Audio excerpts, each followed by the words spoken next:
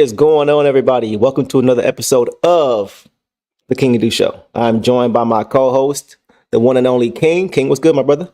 What's good, brother? Let's get it. Listen, man, so we don't do these too often, right? But every now and then you get one of those interviews that's just a gem, right? And I feel like this is one of those ones. Tayshaun Prince recently went on the Knuckleheads Podcast, which is hosted by Darius Miles and Quentin Richardson, Q Rich, who both played for the Clippers together, I think in the early 2000s, right?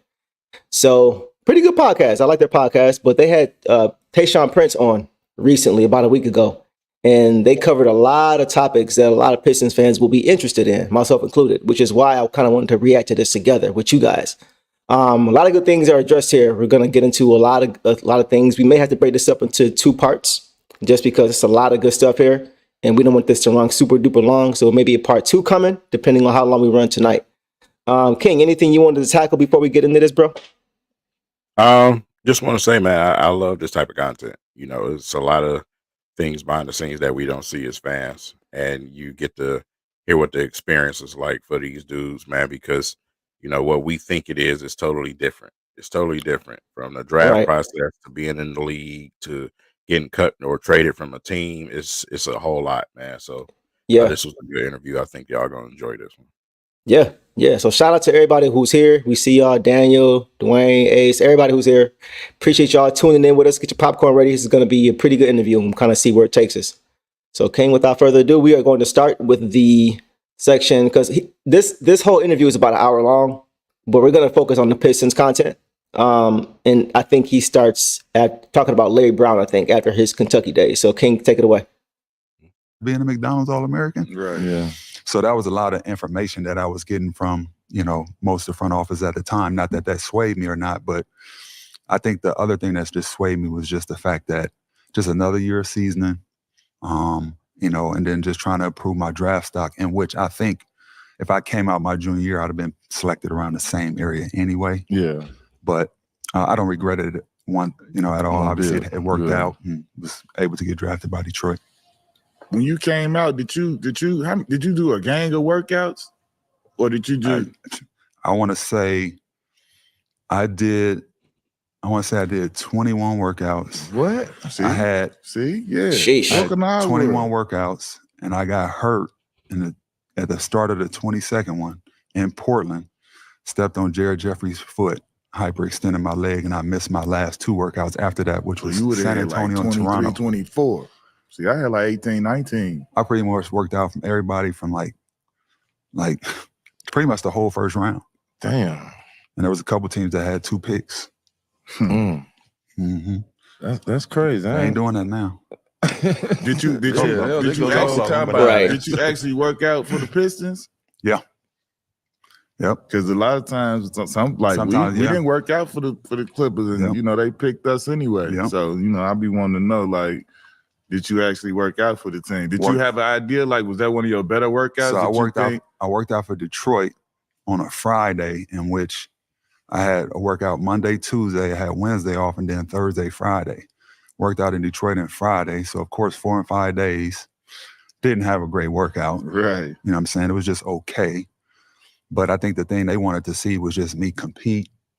And, you know, they wasn't really looking for me to have a great workout. It was more just getting me in there, getting to know me as a person.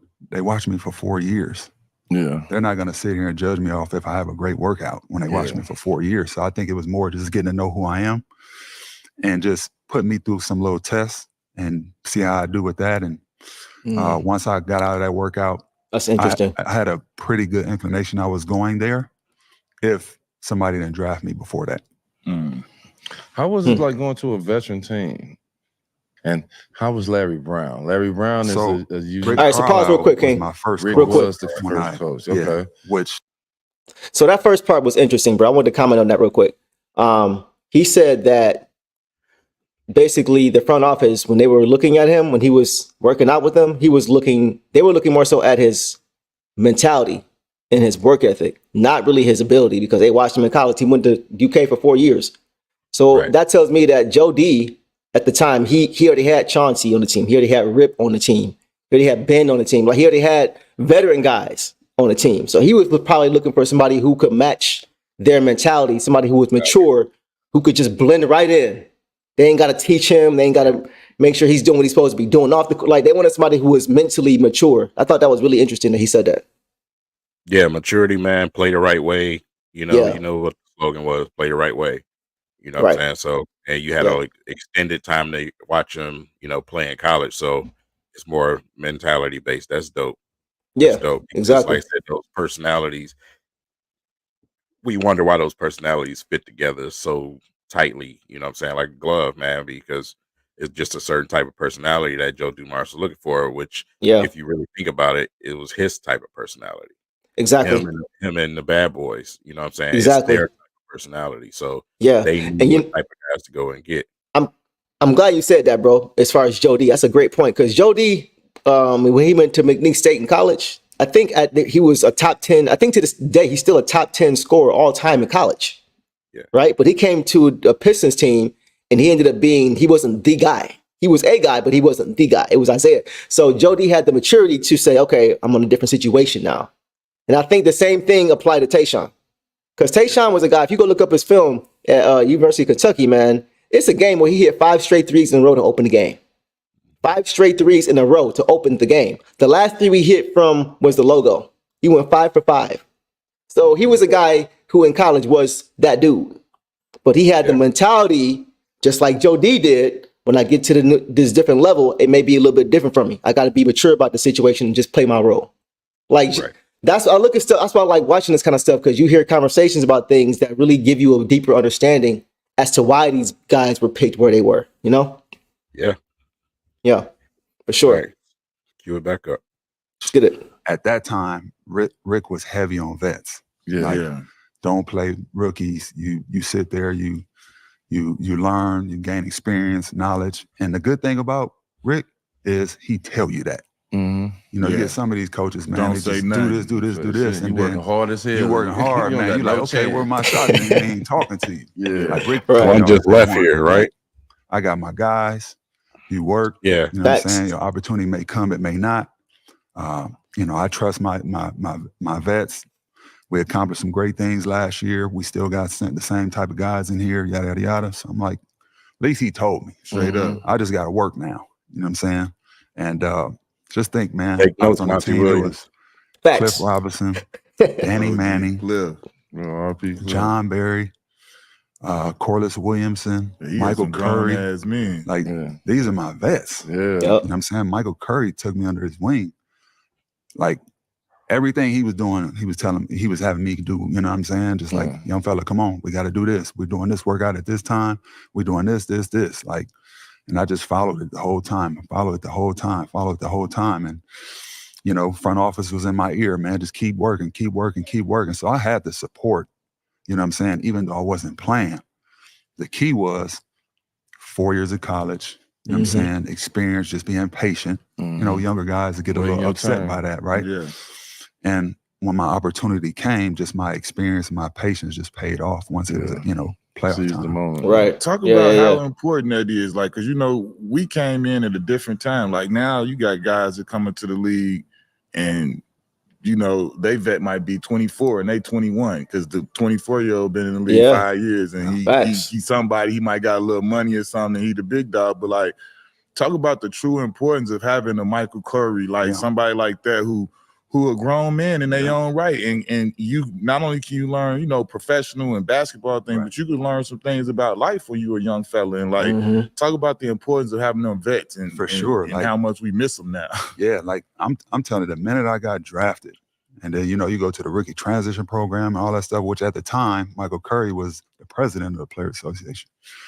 So I'm at the rookie transition program, and he's young fella. As soon as we get done, we about to do this, this, and this. Like, we're gonna get this work in, then we're gonna do this and this. We're gonna watch some film, all this. Like, when I tell you he put me under his wing, man, he put me under his wing. And so it was just so valuable. So once I was able to prepare and learn and experience before the season even came, even before I met with Carlisle, I met with, the rest of the team, and not even knowing what my role was gonna be, I was ahead of the game. You know what I'm saying? And then watching those guys, not just Mike, but watching them throughout the year, how they carry themselves, you know what I'm saying, how they approach practice, how they, pre-practice, during practice, after practice, taking care of their body, road trip, you know what I'm saying? Mm-hmm. Inviting guys out to dinner, you know what I'm saying? Just how they just did all those things to make everybody just feel, make the chemistry of the team good. Mm-hmm. So once you on the court, right, that chemistry just takes off, right? Let's pause right here, man, because this entire time I'm sitting here listening to him, I'm thinking about, our current team right now. A lot of the young guys on our team right now. And, who's that veteran? You know what I'm saying? Who's the guy that's taking these guys up under the wing and, hey, let's go out to dinner. You should do this. Let's get this way. Who's that guy? And when you think of what he also said about a coach, brought up Monty Williams, right? When these young players is coming in, especially with this current team and roster right now, they don't have some of these perks that Tayshaun is talking about. Yeah, you're right. You can just tell right away.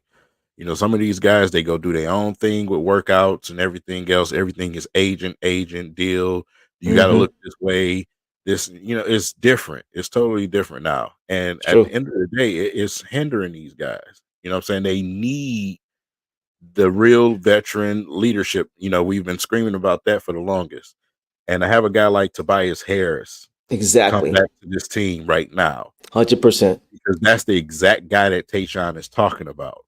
That's exactly to your point. I've said it in a few streams. We both said it in a few streams. That is why he was paid $26 million a year instead of 22.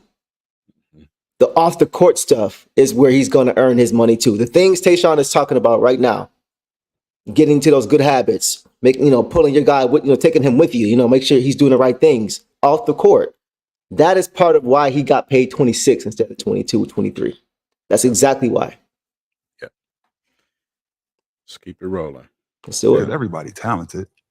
But when you see these good teams take off, it's how they are off the court. Yeah. And Michael Curry and those guys did that, and it just kind of transcended with each team I was on in Detroit in my early stages of my career. At what point in your mind, right? You said like before you go into the draft, they all got questions about your body, your physique. Are you strong enough? Can you hold up? Like, at what point in your mind did it click? Like, I'm great. I'm good at this. Like, especially defensively, because I said all the time, like, and you talked about I was a post up strong guard. Like, you and Andre Karolinko was my worst nightmares. Whenever we played, and it wasn't like you say. You look at y'all. Right. That's what I'm looking for, but the fucking length was the problem. Like, it wasn't like, because it was like. Me too. I used to lock that shit up. You don't know shit. Nothing. Y'all was like wiry strong or whatever they wanted to call it. But like, at what point do you feel like in the league you got comfortable, like wherever, because like you became one of the best defenders your whole career that you played. That was like, you locked shit up. So at what point in your mind did it click like, don't really matter about this. Like, I know how to use my body and I'm confident that I could do this. I mean, I was confident in college. I was confident in high school at it. Obviously,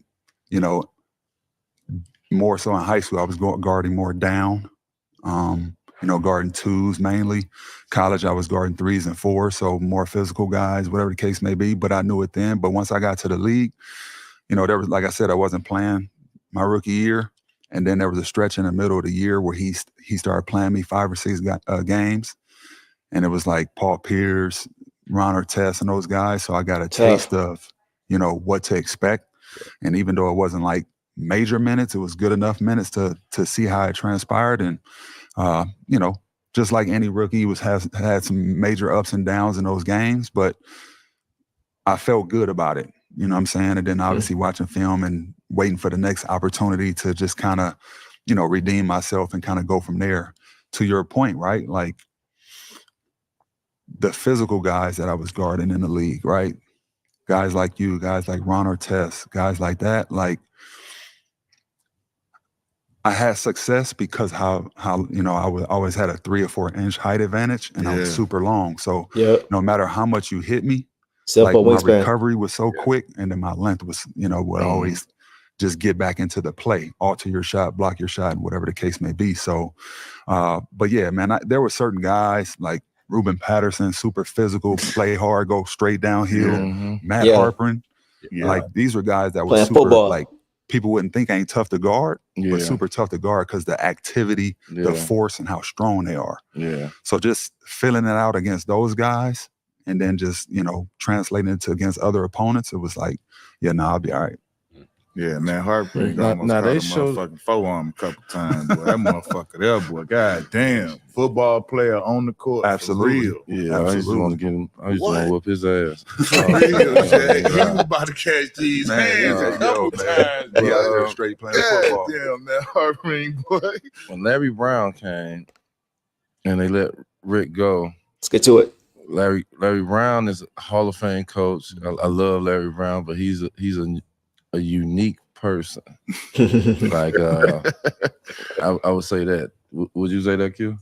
To put it lightly. No, Man, listen, Coach Brown ain't gonna bullshit. He gonna goddamn tell you what the hell it is, and he gonna do what he old school. He gonna coach you, and you gonna receive the coaching, or you not. And if you not, you ain't gonna be here or play here. Yeah, that's just he old school. I respected the shit out of Coach, and once we understood each other, I got love for Coach to this day, and I feel like he got love for me to this day. Brown. Like he's one of the like you say, I like when somebody shoots straight with me. Don't tell me this and then it's that. Like as long as you tell me this, I can deal with it. I'm a big boy, but like I respected Coach because he shot straight. Yeah.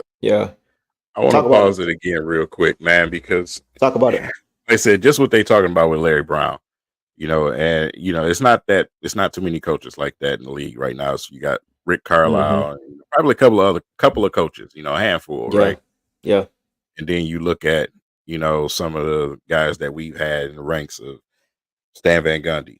He wasn't a guy. I mean, he yell and scream, but he was a guy going in press conferences talking about what players ain't doing and stuff like that. Right. Larry Brown, he got you straight in practice, off the court, wherever it was.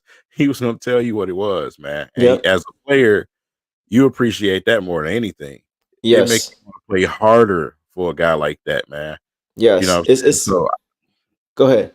No, I was just saying, don't keep any, don't go and talk behind my back. You know what I'm saying? Tell me what I'm doing wrong so I can try to fix it. You know what I'm saying? Tell me what I need to do so I can go and do it. That's just what it is. Right. Yeah, 100%. And I think it's funny you say that because Rasheed just talked about that. Rasheed Wallace just talked about that on his podcast. He said Doc Rivers did the same thing to him. He said there was an understanding that he was going to play a certain way. And after a game was over, because he said he would always call his wife after the game just to check in. She said, Doc is talking about you right now in his press, because he couldn't see. He in the locker room. And Doc is doing his interview. She said, Doc is talking about you right now, saying he don't know why you're taking so many threes and you need to get down the post. And he's like, what? So another example of what you just said, as far as that communication not being there, that honesty not being there, even with Doc Rivers, it wasn't there when she played over there in Boston. So, like you said, players really respect and appreciate that, because once their role is defined and they know what they're supposed to be doing, that's how they can get and stay on the basketball court and really be successful. So, gotta have that. Absolutely, man. You get Larry Brown, but then you start seeing the change in the team. Mm-hmm. They start building, bringing guys in, Chauncey, all the way down to y'all finally get Sheed. Right. We thought Melo was going to be Detroit pick, but they wound up going with Darko. You know what I'm saying? So, and they builded this veteran team, with you being, you're not a young guy because you did 4 years of college, but you're the young guy of them that's playing. How was that to see the team forming and building them vets around and y'all competing at a high level that y'all wasn't competing just a year before? Yeah, so it kind of still took place from the last year of Carlisle, where, we went to the conference finals. Mm-hmm. We got swept by Jersey. Front office got a chance to see what was needed on that next roster. Mm-hmm. But then also, was Carlisle the right guy for the team? Yeah. Right? And so once they chose Larry and that fit came about, front office thought it was a match made in heaven, because obviously they knew who we were and they knew what he was about. So once we got him and, started to go through training camp and go through the experience, we kind of figured it was a match, because, obviously we know Larry's super disciplined, to your point, tell you how it is. Like, you can't like shortcut anything. Mm-hmm. You know what I'm saying? And you know how he approached things and how he did things with us, like it didn't phase us, right? Like we were all strong-minded guys. I got a we question. Had a veteran group, like you said. I was a young guy. Obviously, Rip was a young guy too at the time. Rip. Go ahead. Not to cut him off. I just had a question about. I'm just thinking, bro. Larry Brown replaced Rick Carlisle, right? After Rick Carlisle took us to the Eastern Conference Finals. And we know the immediate success that Larry Brown had with us for those 2 years that he was here. We went to the finals both years. We won the first year, right? Mm-hmm. So it looked in the immediate scope, it looked like it was the right move. And I'm not saying it was. I just want to throw this at you. Right. Look at what Rick Carlisle has done in his career since then. He's won a championship with Dallas. He beat LeBron, my GOAT, to get to do it. He's always in the mix. He's getting his teams to the playoffs. He's been successful with different teams. Do you think the Pistons would have had more success if they would have just stuck with him as opposed to having Larry Brown for 2 years?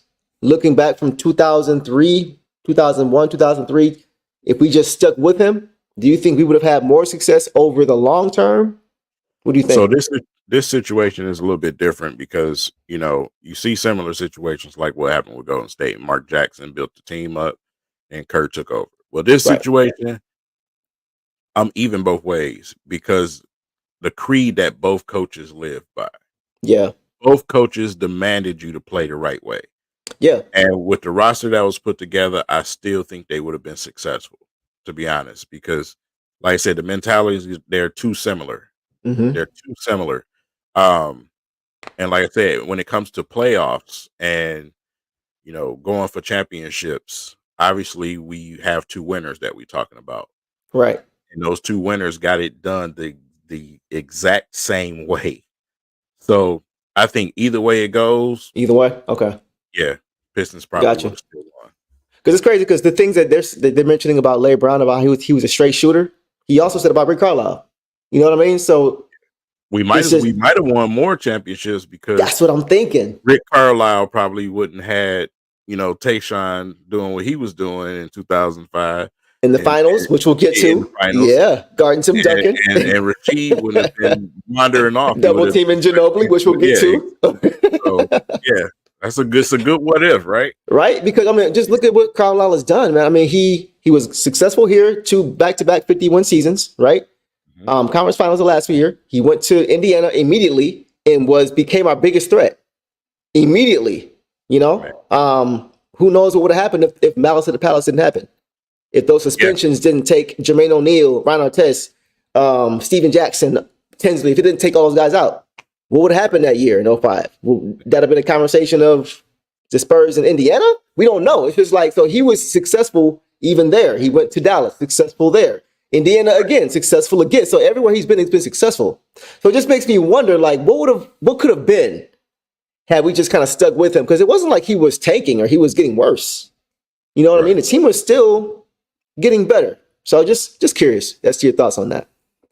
I want to take a quick moment, you know, to say what's up to everybody in the comments, man. We see you guys' comments. We appreciate you guys watching this with us. Like I said, this is a really good interview we wanted to share with you guys, man, and give our insight, man.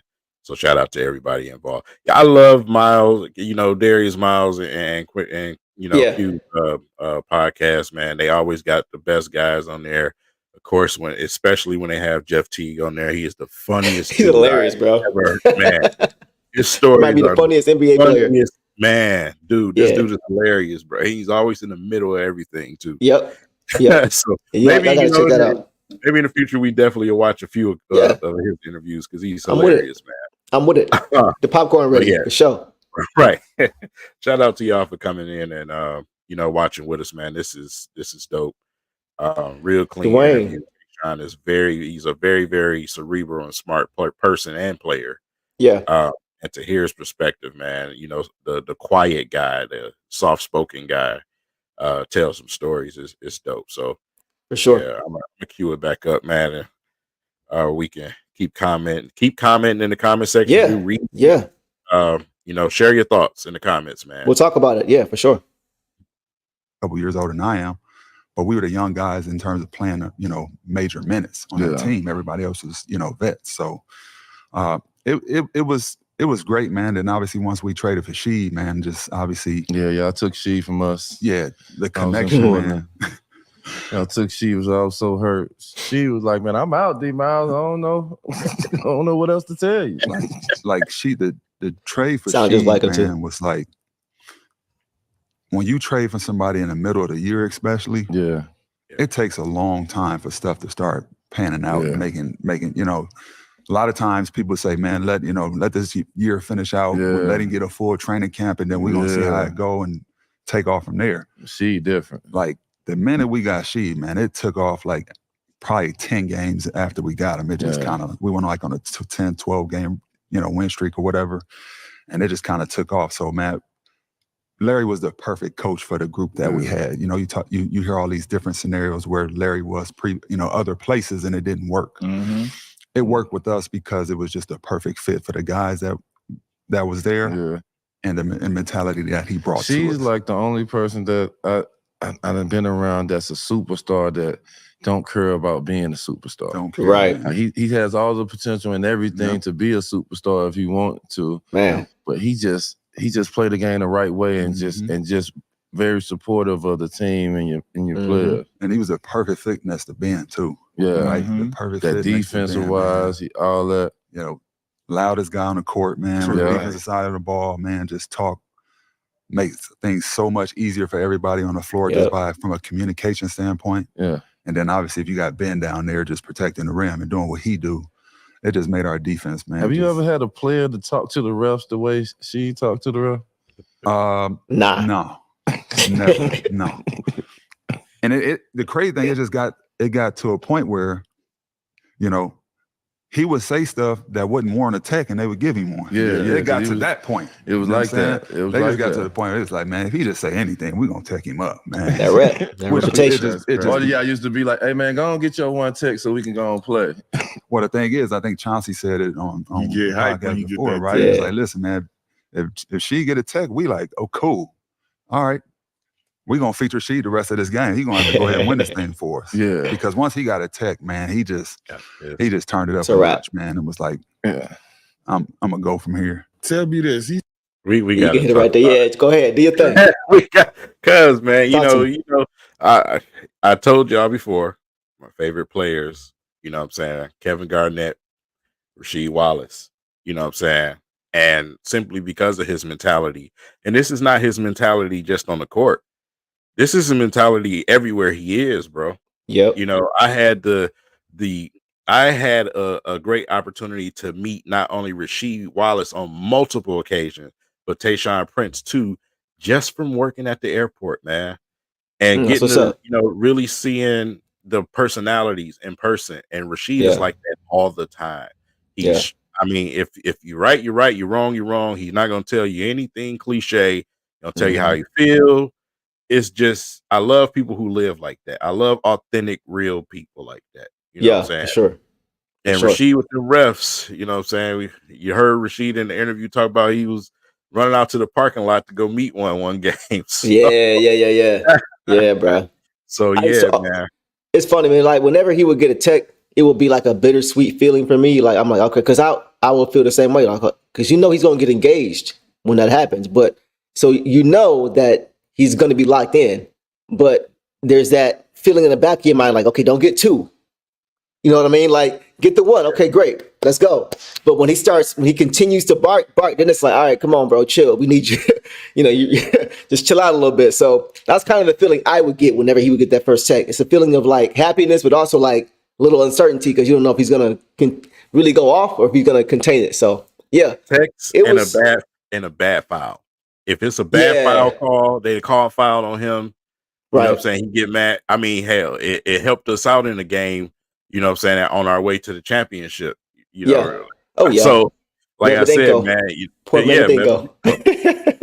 piss them off. Wrong person to piss off. Wrong person to piss off, man.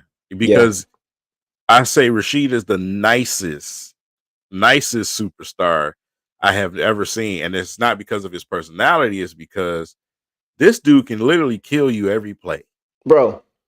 Every single play. but he was willing to sacrifice his game and let other guys get off.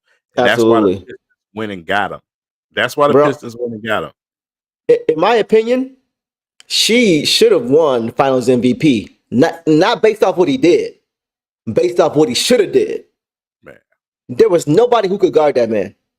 Even if Karl Malone was healthy, he was 36, 37, and he got hurt in game 2, I believe. They had nobody to guard him.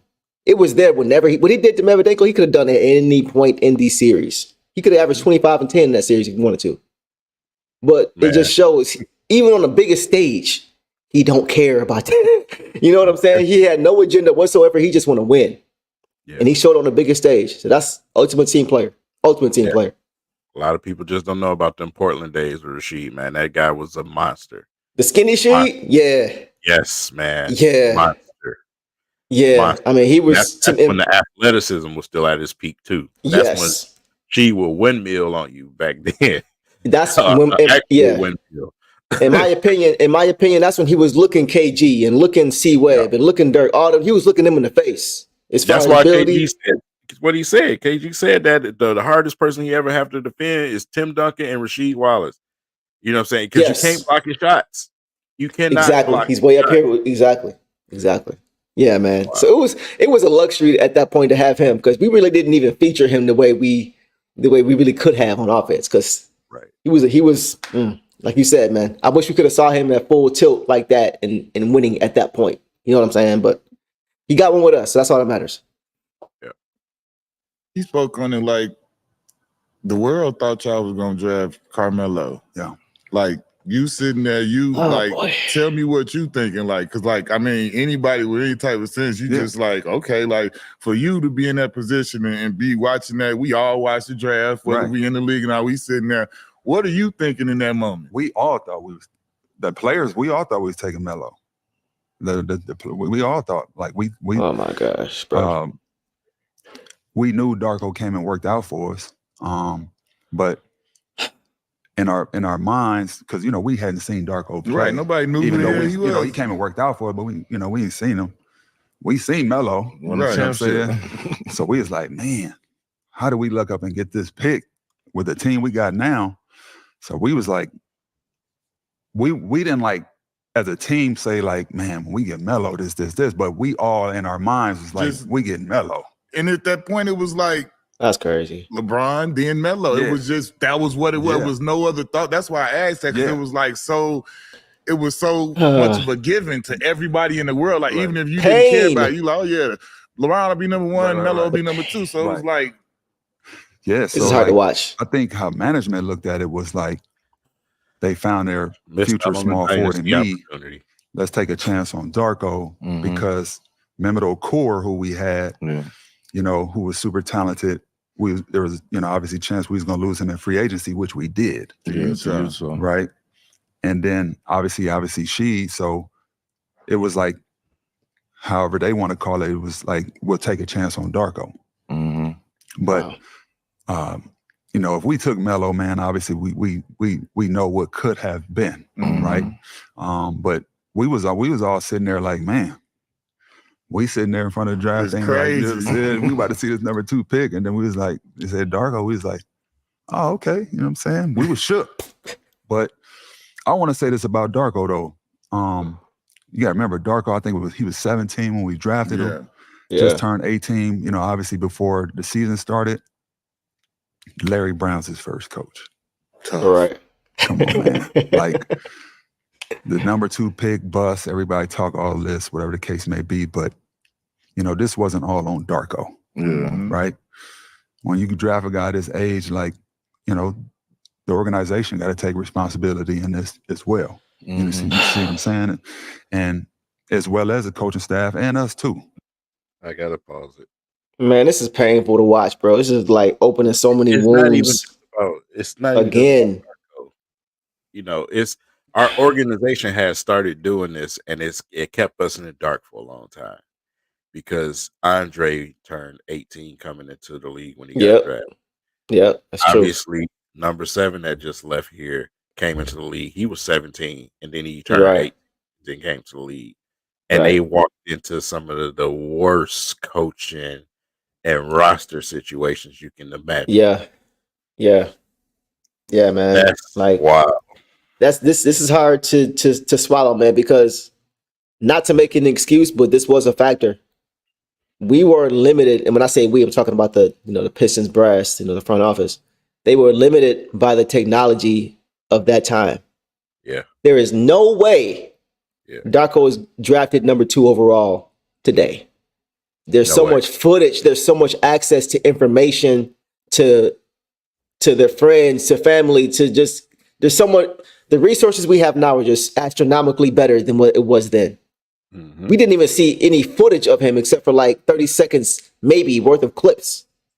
Him playing in 2001 and 2 when he was 15, 16. You know what I mean? There wasn't even a lot of footage for us to go off of. The things we saw looked good, but we didn't know anything about him. Nothing. So that alone, I just think about that, man. It's another what if. Like, what if that situation? What if we had the number 2 pick today? Or what if we had the technology we have now then? Mm-hmm. There's no question in my mind that we don't take him. We should have taken him anyway. But there's no question in my mind we don't take him then. This is where I can't even give. I commend Tayshaun, for trying to give it reason. But to me, there's still no reason because Chris Bosh was sitting there too. You see what I'm saying? If you wanted to bring in another power forward, Chris Bosh was there and he was available too. You could have went and got Bosh, somebody here in our land that can play basketball.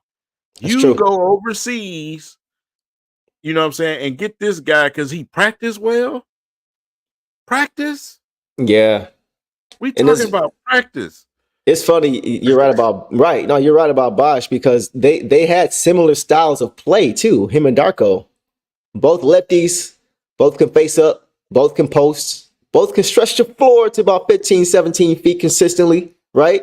Like it was just what was in between. It was just the mindset, bro. That was the difference. Darko came here and had an ego. He didn't want to be riding the bench. He didn't want to be trying to do different things. He wanted to play his game and his game only.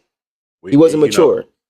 That's why I say, we get mad about possibly having Melo. I get mad about possibly having Chris. Chris Bosh was a superstar. Absolutely. You know what I'm saying? Toronto days, man, he was a dog, bro. Yeah. When he had the dreads, that guy, man. To me, there was a point he was top 5 big man in the league. Yeah. Easy. Yeah. He was that good. Even if you had a Chris Bosh and say, for instance, we probably would have still sucked a little bit, but when you lost Ben Wallace, you still would have had somebody. That's a great point. You still got Chris Bosh to go with Sheed. That's a great point. Instead of Nazi Muhammad, we would have had Chris Bosh. Instead of Kwame Brown, we would have had Chris Bosh. It was just a dumb move. That's a great point, bro. No, you're right about that. You would have made that. It just makes you wonder about what would have happened in 2006 or 2007 when Ben left against the Cavs. If we would have had a Bosh there instead of a Maxeel. Right. You know what I mean? It just makes you wonder. 2008 against Boston. We got somebody to guard KG. You know what I mean? In those conference finals. So it's just. That move. You're right. Years and years of turmoil. You're right. It's crazy. That's tough. That's tough, man. That's a great point that you made about Bosh. I had never thought about that as far as him being able to step in when Ben left. That's a great point. Yeah. Man, this just brings back so much. Oh man, this just hurts. It still hurts to this day, bro. 20 years later, it still hurts, man. Because I still feel like that was the worst pick in top 3 worst pick in NBA history. It just happened to be us when we get it at a time when we have a great team. Mine is the worst. Is it the worst to you? I got to put him even over, what happened with, the Jordan situation. He actually was a good player. Bowie? Okay. Yeah, he actually was a good player. Yeah, so, he was. He just kept getting hurt. Yeah. Yeah, you know what I'm saying? But this one is just, it takes the cake. If you think of the level of damage it did for so long. Right. It's man. The dominoes just never stopped falling. It just kept affecting us and it was bad, bro. It was bad, man. But yeah, Dwayne, exactly. Like this is, he gets overlooked a lot. I mean, it wasn't like he was plastered everywhere, but if you paid attention, because D Wade wasn't plastered everywhere at Marquette, but people still knew he was a top 5 pick for a reason, the same way Bosh was. Bosh actually got picked before Dwayne Wade. He went 4th, and Wade went 5th. So just to show you how good of a player he was and recognized to be at that time. It was always the problem with that part of management during that time. It was just drafting. It was just drafting, period. We were good at one thing, trading and signing free agency guys to come here and fit together. We were great at that. When it came to drafting, we sucked. We sucked. 100%. 100%. That was our Achilles heel. That was Joe D's Achilles heel, you know? Dwayne, this was tough because, you know, you offer him $48 million over 4 years, and Chicago offers him $60 million over 4 years. So they're only offering him like $3 million more a year. So it's like, y'all couldn't have worked that out. You know, Ben probably felt like I deserved this. I brought a championship here. I'm a big part of that reason. You know, I'm the heart and soul of this team. I would have just paid the man. I would have just paid it to him. You know what I mean? The nickel and dime him like that. When I saw the amount that Chicago actually paid him, I'm like, it wasn't even that much of a difference. Y'all couldn't figure that out? Come on. So I'm with you, Dwayne. They definitely should have been able to keep him here. No reason. You pay that man. In today's NBA, he's getting paid. Look how they're handing contracts out now. The guys who haven't done nearly as much as he did for our team. Those are like bad decisions, bro. It just kept compiling. As far as this, Dwayne, we're talking about number 2 picks. Because remember, Hakeem went 1st overall that year. And then Bowie went 2. And then Jordan went 3. So I think he's talking about number 2 picks. Because Bennett was 1st overall. So yeah, number 2 picks, I think that has to be the worst one that I can recall. This is later on. But yeah. So I'm with you, bro. Let's get back to this video. Before I say that, go ahead. I don't even care if it was 1st or 2nd round pick. This still is the worst pick ever, bro. Because we talk about championship caliber, you know, teams here. You know what I'm saying? That could have won multiple championships. It's just the worst.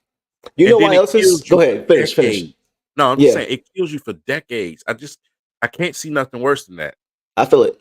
I think I'm with you because even when you think about the Anthony Bennett draft, right?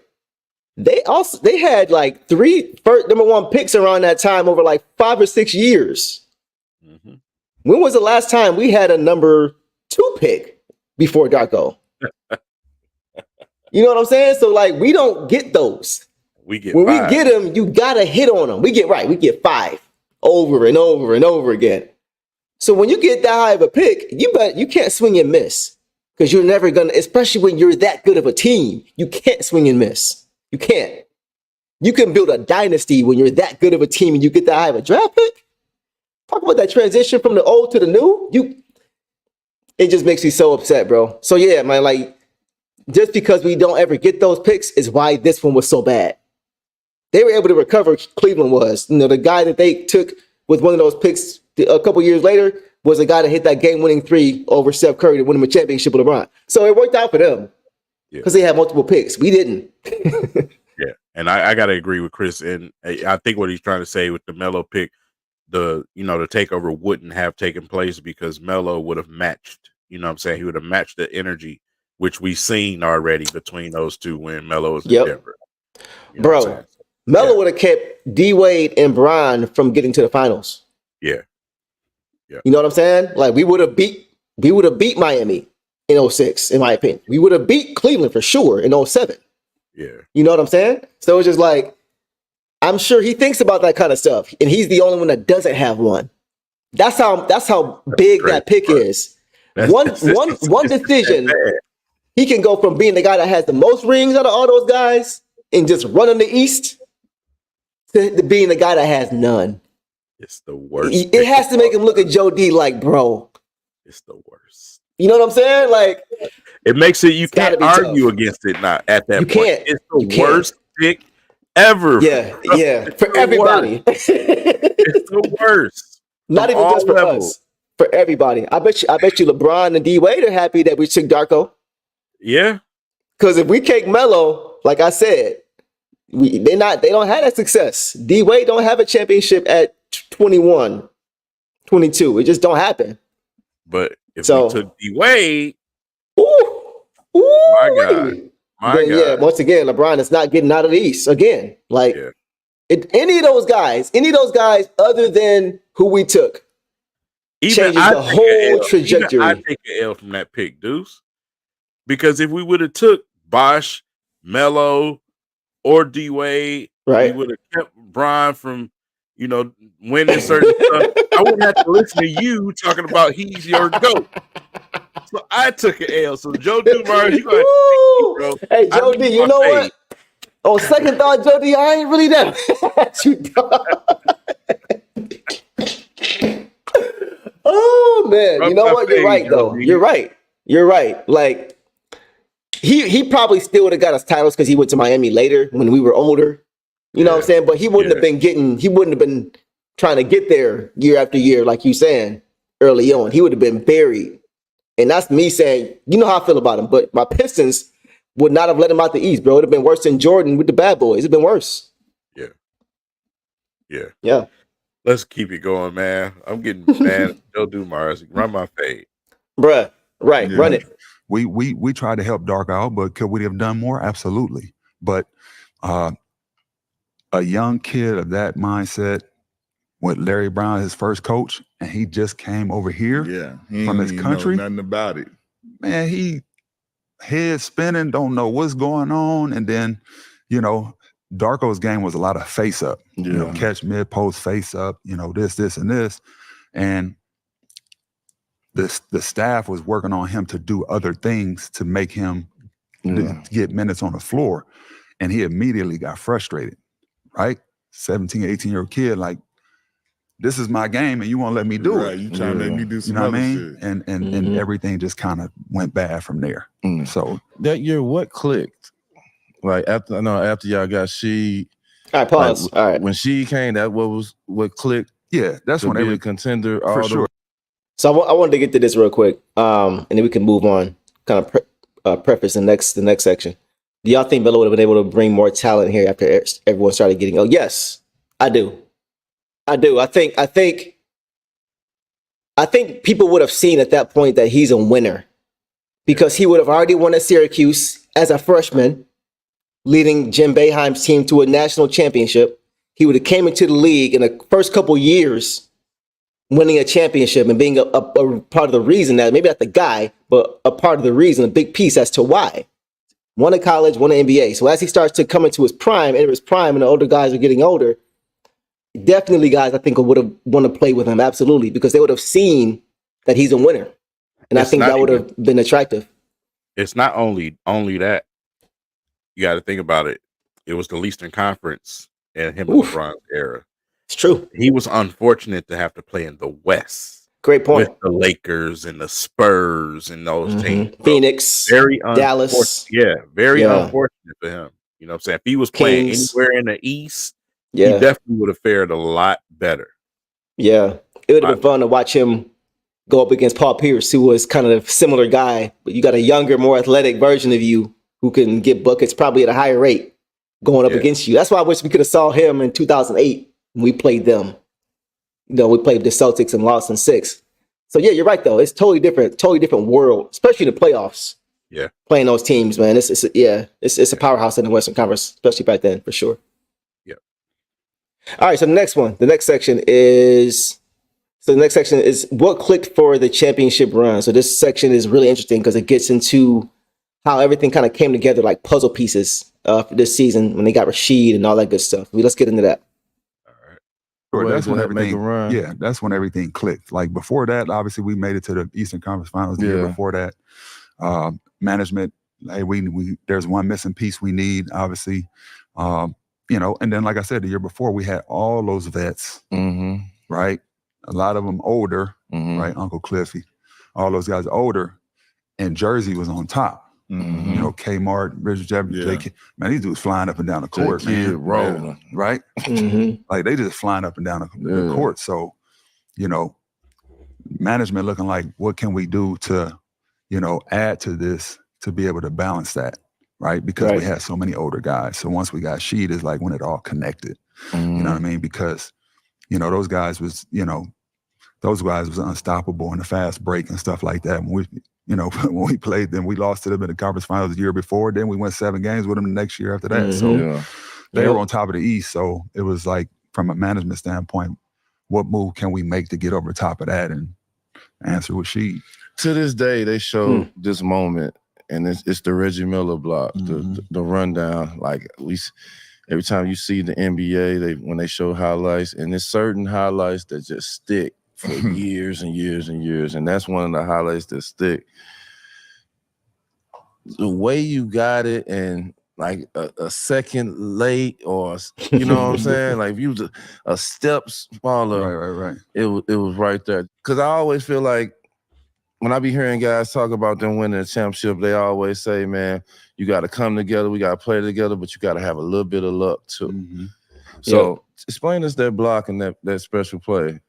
Yeah, so like, you know, obviously that game was, I think it was the most blocks in playoff history in that game overall, both teams. Crazy. But y'all remember it back then, right, man? Scores was always in the 60s, man, when you talk about two of the best defensive teams in the league. Yeah. Mm-hmm. And, you know, one of my things that I always done in games, especially as Rip and Chauncey was like our heavy, dominant perimeter scorers, I would always try to figure out what can I do to balance out the perimeter, right? So it was always defense, always rebounding, always trying to get extra possessions, always just trying to do the little things. Once they kick it to me, make an open shot. Like that was my role early on. Yeah. And so anytime Chauncey would drive or Rip come off his curls and shoot, like there wasn't many times I would crash the offensive glass. I would always be the first guy back. Yeah. Right. So when the ball went in the backcourt and Chauncey knew he was faced up against the shot clock, at this point, I already know he's about to try to get to the basket. Mm-hmm. So my mindset is to see what happens beforehand, but know, like, I got to get back. I got to go. I'll be the first man back. And it was a perfect situation for me just because it was Reggie Miller, and y'all know Reggie Miller didn't like to dunk. Yeah. Right. You know what I mean? So that played in my mind the whole time as I'm chasing him down. I know he doesn't like to dunk. So now by that happening, there's a pretty good chance I'm not going to foul him. Yeah. You know what I'm saying? So the way it all planned out, I knew I was going to get it. It was just a matter of time if I was going to catch it before it would be goaltending. Yeah, before it hit the backboard. You know what I mean? Like I had done that way before that moment in other games in college and high school. Like I done it all the time. So it's clockwork when that happens and I'm in that moment. The question was if I was just going to be able to go get it. Right, Talk about your, you know what I'm saying, pause real quick, bro. in the finals against Kobe. You know what I'm saying? Like this is. So I just want to talk about this block. I'm sure, and everybody in the chat, let me know who remembers that play. Like who was around for that play? Who was around for that game? Like who's around for that era? Let's talk about it. I want to see my old heads in the chat. I can't forget it because I fell off the couch when it happened. Bro, I hit my head on the ceiling. I was in my room. I had my own small room. I hit my head in the ceiling. I jumped so high, it was crazy. It was insane, bro. Like, so here was my reaction though. My reaction was this. You know how when he went and got it, right? When he chased him down and went and got it. Because I remember the whole play.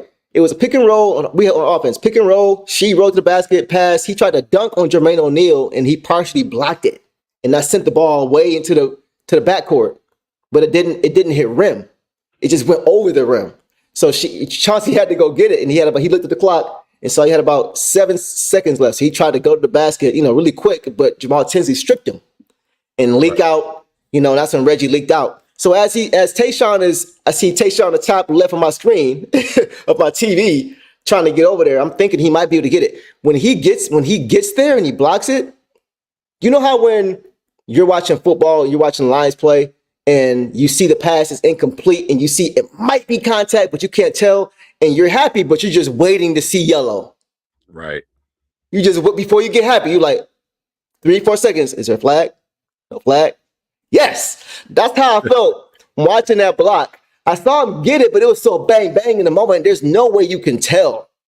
So, which is a great call by the ref to not call that goaltend in the moment, by the way. But I was just thinking when he got there, like, yes, okay, they didn't call it. And that's when I was like, okay, we're good. It was just so crazy watching that in the moment, bro, because I literally thought they were going to call goaltend because it's us. It's just not at that time it was the opposite us though, because at that time the league realized that, us and them were defensive minded teams. Yep. So you seen Ben Wallace get respect on, the offensive fouls, taking charges and things like that. The Pistons were known for that. So I think that played a huge part in why that ref was like, okay, that's a block. You know what I'm saying? That's a block. This is what they do. This man just ran from 3/4 court away. Right. Called up to this guy and went and got that ball. The original LeBron block. Did a great job, man, because you got to recognize great moments in this league. Yes. As a referee, yes. And you can't ruin them. 100%. He just didn't ruin that one, man. And it was, man, one of the greatest things I ever seen on the TV screen. If I'm not mistaken, there was no review back then. No. There was what they said, and that's just what it was. This didn't exist. Mm-hmm. Y'all see players doing this? This didn't exist. So a lot of refs have it a little bit easier now. They can call a play now, right? They don't have to. It's not as much pressure on them because they can rely on that. This is a Eastern Conference Finals game, playoff game, and you don't have replay. So for him to not call that changed the trajectory of that series in history, because we were already down one game that series. They make that shot, they can go up 2-0. So that referee, the same way Joe Dumars' one decision changed everything. The ref decision, that changed a lot for us as Pistons fans in this organization. This was also a great point here, because not only did he block it, he kept it in bounds. Exactly. That's an underrated part. You know what I'm saying? That's a very underrated part. That is. Good point, Ricola. Good point, for sure. That is a great point. And it's crazy because it was close to going out of bounds. It was close. When Rip caught it, he was he was tiptoeing the line when he caught it. So that was a fortunate play for the Pistons. The whole thing.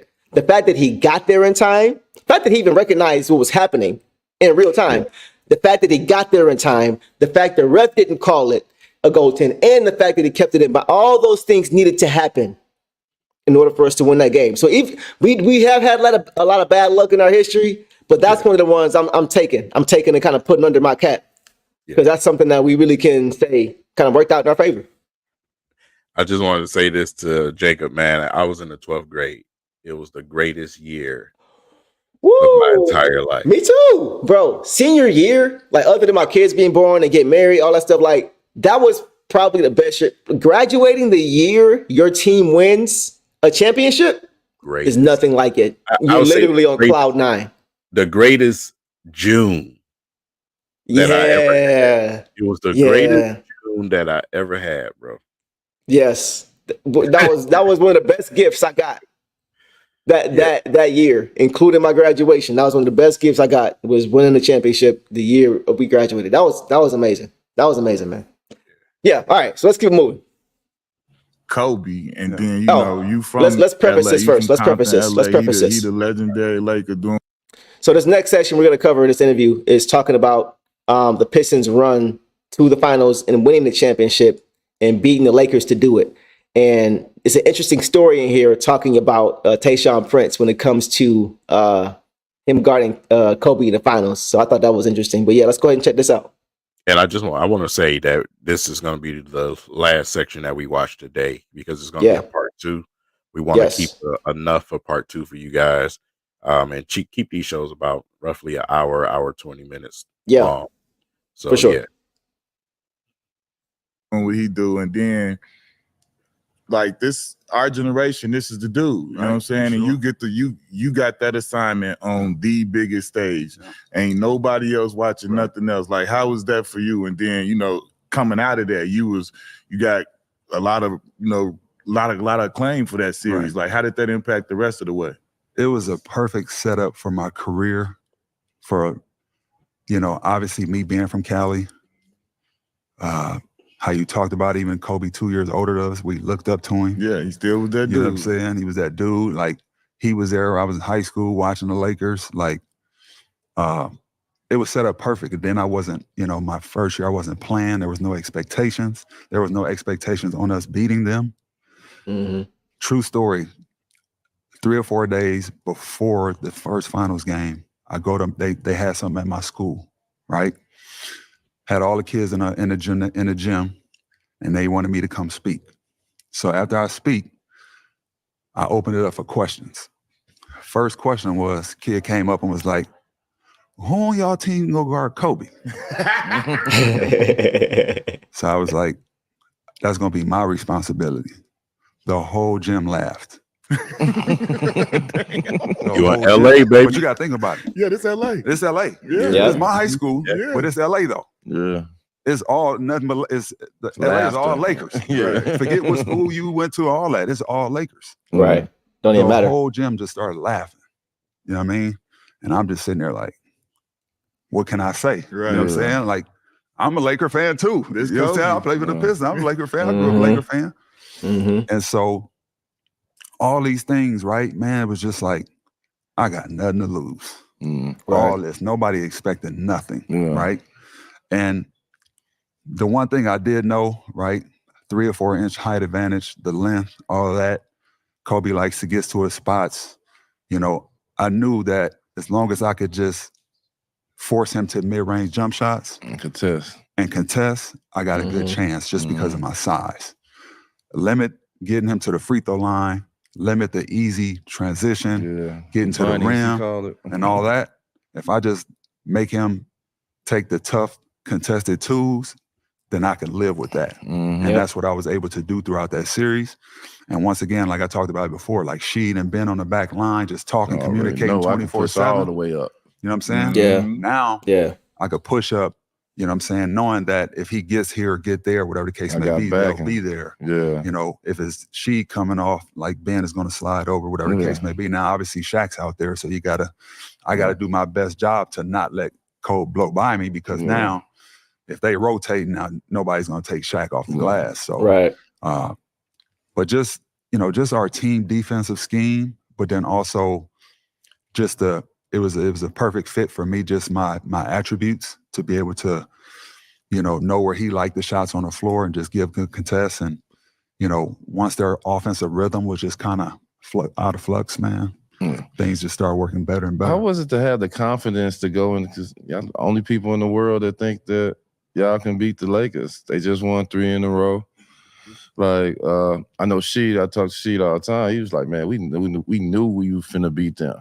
The crazy thing is, before we even flew out to LA, here we go. Jody was like, hey, man, y'all come to my office, want to meet with y'all. Got a couple people want to talk to y'all. And those people from the former Bad Boys team. So Zeke, Isaiah met with us, and he was like talking about how to prepare for a finals, what to expect, all these different things. And as he was talking to us, he said, y'all gonna win game 1. I ain't even worried about that. So we're gonna talk about game 2 on. That's what he said off the rip. I ain't even worried about game 1. Y'all gonna win that. That sounds like him too. They ain't gonna know what's gonna hit them. They haven't seen nothing like y'all before. So he just started talking about from game 2 on, and I was sitting there like, what? Like, crazy. Game 1 is probably the most important game. Right. You know what I'm saying? He's like, yeah, now y'all gonna win that one. Throwing that in the book. They ain't gonna know what hit them.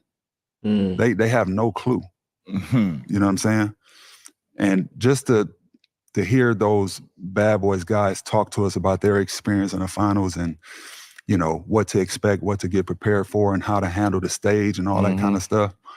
Like the support from the city, like all that was it just made it even more special, knowing that we knew that, one, we had the best defensive team in the league, so we knew we were going to be there. The question is what we were going to do offensively to get over the hump. You know what I'm saying?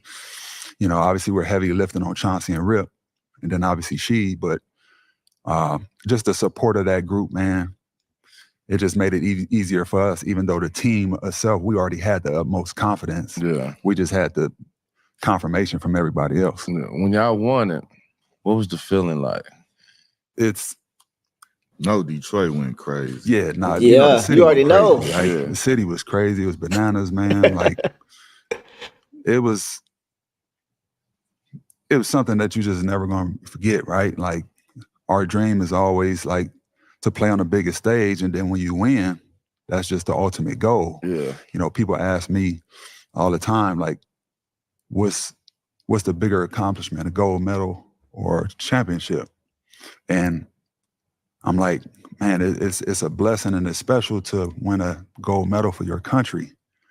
But when you talk world championship, man, you got to play an 82-game season, and then you got to go playoffs. Don't tell Melo that. We got to beat Jersey, who swept us the year before. We got to beat Indy, who finished number one in the number East. One seed. They got home court advantage against us. Yeah. And then you got to play the Lakers. You know what I'm saying? No disrespect, we played Milwaukee in the first round, but we got to go through that to win a championship. Yeah. So that was grueling, Shade to Milwaukee. Tough, man. That's the best of the best and special. So it was, man, we lived it up that whole night after that, man. Didn't even go to sleep till the next day. You know what I'm saying? It was special, man. Tell us about the bond y'all had together. Cause after y'all won the championship, man, every time I used to see any of y'all, I see the other four with y'all. And I'm like, man, them boys got a bond. No, you don't see one without seeing the other. And I ain't talking just two people. It's 5, 6 of y'all all together all the time. Like, how was that bond that y'all got from winning that championship? And see, that's what I talked about earlier, man. Like that first team I was on as a rookie, just establishing chemistry off the court. And when we established it with that team that won the championship, like it was crazy because we did everything off the court, whether go to dinner, go to the club, like everything we did together. Yeah. We get to the club, it's 8, 9 of us. And one person ain't leaving until we all leave. You know what I'm saying? In case something go down, we're gonna be there when you there. You know what I'm saying? Like ain't nobody Detroit, leaving until bro. everybody leave. Yeah. That's Detroit. That was the rule. Yeah. You know what I'm saying? Like no matter where we went. Yeah. You know, as soon as we get out that bus, hey, what we doing? We're gonna go here to eat. We're gonna go do this. We're gonna go to Detroit, movies. Yeah. And then if we down there, you know, 9:15 going to dinner and somebody ain't down there, we hitting them up. We're gonna go back and knock on their door. Yeah. Like, come on. You know what I mean? That's just who we were, because we knew the importance of chemistry off the court and how it was gonna balance itself on the court. You know, some people look at that as a negative. That, man, y'all used to go out all the time. Man, and then play the next day. Like the chemistry that we had was crazy. And when you go through tough times and experiences on off the basketball court, now when you get on that court, you know your teammate better. You know what I'm saying? We know each other families, all that kind of stuff. Every time we was in Detroit, man, we throw something at each other's house, whatever the case may be. Get to know your family and everything. Cause so once you get on that court and you're not doing something right, or something happens, we know why you're doing it. Yeah. We know who you are. You see what I'm saying? So know what you're going through. Yeah. So we know what that chemistry was just top notch. Man, bring Tayshaun to Detroit to be the next Here's the thing. Next VP operations, bro. Basketball operations, bro. Bring him here, man. He embodies everything I want us to be. This segment from the first part of when he started talking to the end, it connects like crazy, because you look at the current guys we got now, just in the league period. A lot of these dudes, you walk in there before a championship situation, a lot of these dudes, they not going to listen. Their egos is too high. Yeah. You know what I'm saying? They be like, bro, that was then, this is now, what it's just like that. When you look at this team now, and just like what he's talking about, hanging out together, going everywhere together. Some of these guys on this squad they standoffish, you know what I'm saying? And they got their own little squads and groups, and they don't do nothing together. Some of them, behind closed doors probably don't even like each other and talk crap about each other. You know what I'm saying? Because it comes out in some of those press conferences. Yeah, that's true. If you watch close enough, you can see it. That's true. You know what I'm saying? So, like I said, when I seen our core this summer playing volleyball together, right, and working together, things like that, that's what the hell we need. We need these guys to, be together off the court and to build those relationships off the court so it can translate, until, onto the court this season. Absolutely. So that's Absolutely. big time. It is different when you're playing with your brother, when you're playing alongside who you feel like is your brother. You know what I'm saying? Like, you always hear, you ain't got to get along off the court, but as long as you get along on the court, it's possible. Yeah. But it hits different when you're playing alongside your brother. When you strapping up on D, you don't want to leave your brother out hanging on a switch, or missed assignment. You don't want to leave him hanging. You know what I'm saying? Like, because you care about your brother. It just hits different when the chemistry is there. Guys play harder. They don't play for themselves. They play for each other. Like, play for the win. Like we talking about with Sheed. That needs to be what we have here with these young guys, man. We need guys that like playing together, that like each other, that care about each other's well-being, because that does translate back onto the basketball court, man. It's so underrated, I think, and I think it's overlooked way too much how important that is.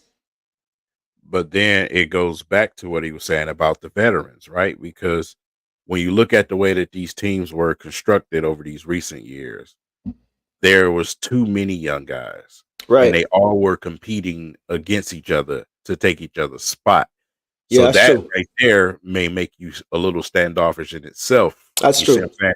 When you got too many of certain positions out there and they all fighting to be the guy or trying to get minutes, that creates turmoil right there. Yeah, that's a great point, bro, because we had a lot of log jams over the past couple of seasons and undefined roles. You know what I mean? And you're right. That when roles aren't defined, that affects relationships. Man, it affects relationships. It does. And like you said, not everybody is going to be such a team player to where if I'm competing with you for a position, I'm going to pull you to the side and show you what you messed up on. Right. Everybody isn't like that. You know what I'm saying? Some guys are like, oh, no, I see, he be on the same squad and maybe put a betterment of the team to help him down the line, but I'm trying to get this spot. Especially Gen Z.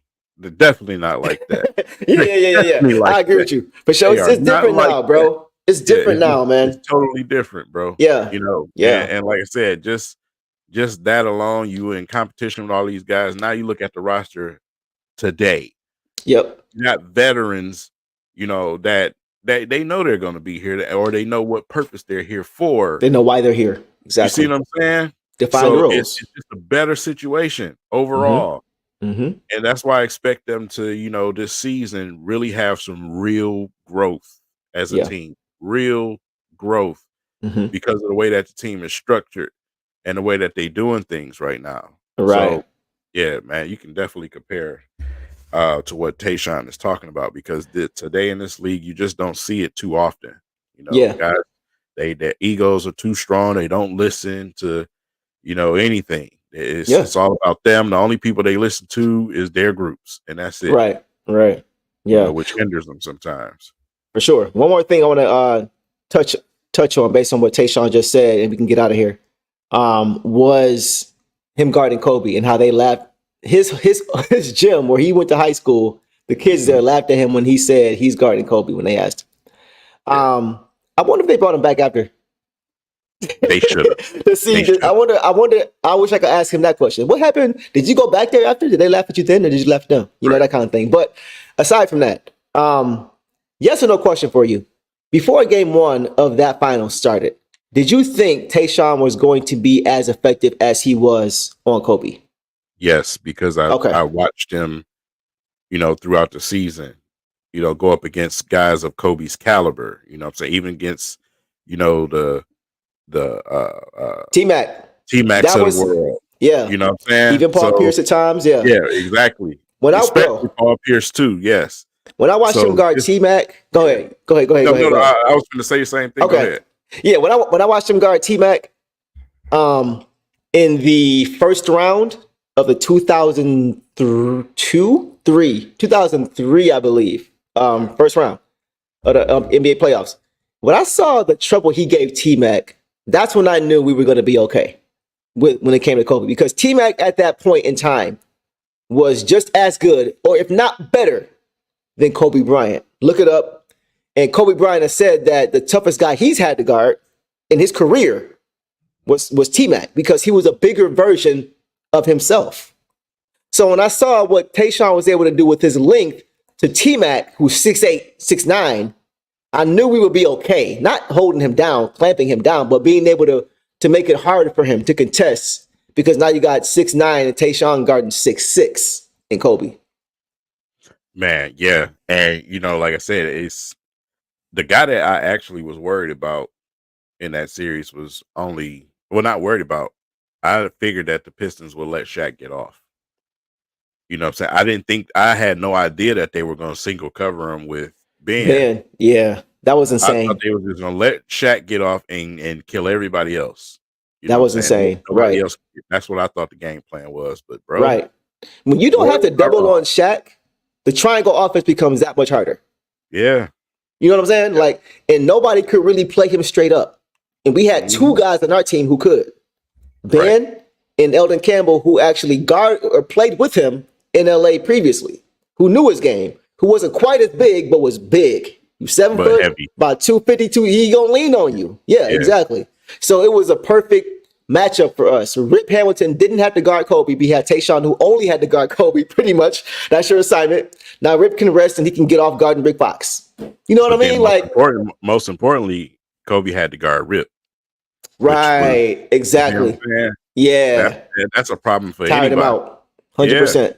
100%. So it was a perfect matchup for us. That's why it was a 5-game sweep, because the matchups, matchups make fights. Styles make fights. And our style was their worst nightmare. So this is the fun, man. It's cool to hear these stories from Tayshaun, who doesn't say much. He had a lot to say, and he had a lot more to say that we'll get into either Thursday or next week. But this was good. This was good. Any other thoughts you had before we get out of here as far as what he had to say? No, man. I'm gonna save all the good sauce for the next episode. The next one. Man. Great episode. Man, great interview. Can't wait to talk. So we will finish this next week or Thursday, maybe Thursday. We'll see if we get any breaking news. We may push this back to next week. We got the season coming up soon, training camp and all that good stuff. But we look forward to getting back with you guys. This has been a great stream, great interview, great conversation. Great to have you guys all here. We love the comments and feedback from you guys. And we will see you guys on Thursday on another episode of the King and Deuce Show. Detroit versus everybody. Peace.